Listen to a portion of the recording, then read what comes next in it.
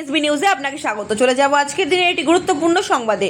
অভিষেকের হুঁশিয়ারি, এবার পদ্মফুল উপড়ে ফেলা হবে। 2026-এর প্রস্তুতি এখন থেকে শুরু। 21শে জুলাই ধর্মতলা সমাবেশে তৃণমূলের সর্বভারতীয় সাধারণ সম্পাদক অভিষেক বন্দ্যোপাধ্যায় বিজেপিকে কার্যত এক হাতে নেন। তিনি বলেন, গত বছর 21শে জুলাইকে ছাপিয়ে গিয়েছে এবারের জনসমাগম। বিজেপির হাতে ইডি, সিবিআই, ইনকাম ট্যাক্স, এমনকি পেগাসাসের মতো আড়িপাতার অস্ত্র থাকলেও বাংলা জিততে পারেনি। 2026 সালের বিধানসভা নির্বাচনকে টার্গেট করে দলীয় কর্মীদের তিনি ঐক্যবদ্ধ হওয়ার আহ্বান জানান। ইলেকশন কমিশনকে নিরপেক্ষতা নিয়ে প্রশ্ন তুলে তিনি বলেন, যদি প্রয়োজন পড়ে আন্দোলন দিল্লি পর্যন্ত যাব আমরা।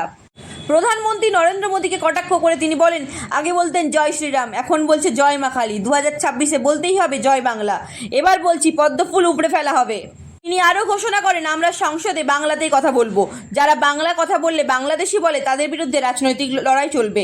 সর্বশেষে তিনি হুঁশিয়ারি দেন, যারা আগুন নিয়ে খেলবে তারা নিজেই পুড়ে যাবে।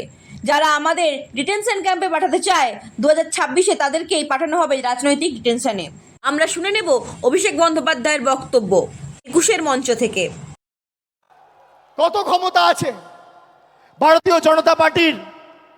একদিকে ইডিকে লাগিয়ে বিরোধী দলের নেতাদের স্তব্ধ করা, আর একদিকে ইলেকশন কমিশনকে লাগিয়ে মানুষের ভোটাধিকার কেড়ে নেওয়া।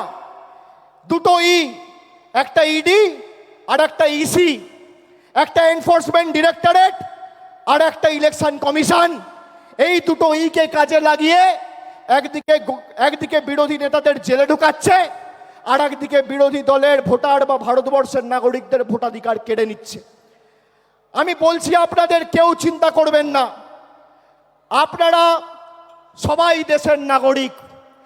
দেশের নাগরিকের ছাড়পত্র দেশের প্রধানমন্ত্রী আর ইলেকশন কমিশন দেবেন না। এই মাটি আমার, এই মাটি আপনার।